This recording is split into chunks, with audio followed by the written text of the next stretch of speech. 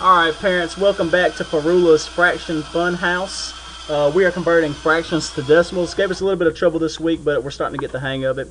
Kind of made some steps just on our own, just something that works out for us pretty well actually. So I'm going to kind of go through them. The steps might not make sense on their own, but once you see it with the actual fractions, it'll start kind of falling in line here. So what we're going to do is step one, we have 7/10, and we want to convert this into a decimal. And convert, the kids know, just means to change. So basically right here I'm going to look at step one and I'm going to look at my denominator. I want to know how many of my denominator, in this case we have a 10, how many of that number, our denominator, does it take to get to 100 or a whole? And the reason why we're doing 100 is because we're thinking about money with that, the way money, the cents is behind a decimal, so it kind of made it a little bit easier for us.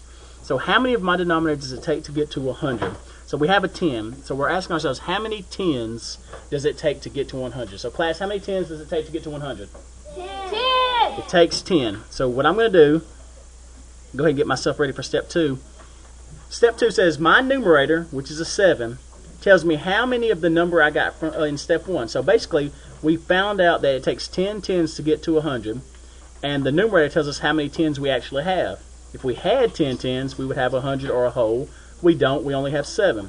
So now, step 3, we can multiply our numerator times that 10 we found from step 1, and we're going to get 70. And we need to put this behind a decimal because 70 is a whole number. 0.70 would be a decimal, or between 0 and 1. So this is 0.70. So we would say that's 70 hundredths. Now the kids have also learned that if that 0 is on the end there, behind a decimal, they don't have to write it. So 70 hundredths is the exact same as 7/10. We can drop that final 0. So I'm going to do it one more time here. I know we've been working a lot with tenths, fifths, 20ths, fourths. So let's do one with a fourth. We'll say 2/4. If I wanted to change this one to a decimal, I look at the bottom number here, step 1. How many of my denominator does it take to get to 4? So it's going to take 25 4s to get to 100. The numerator here tells me how many of those 25s I have.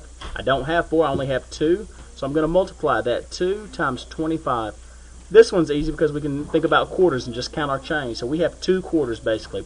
So we would have 50 cents, and it needs to go behind a decimal because there's a big difference in 50 and 0.50. So this is 50 hundredths, like if you had 50 pennies. Or you can drop the 0 and it can be 5/10, like you had 5 dimes.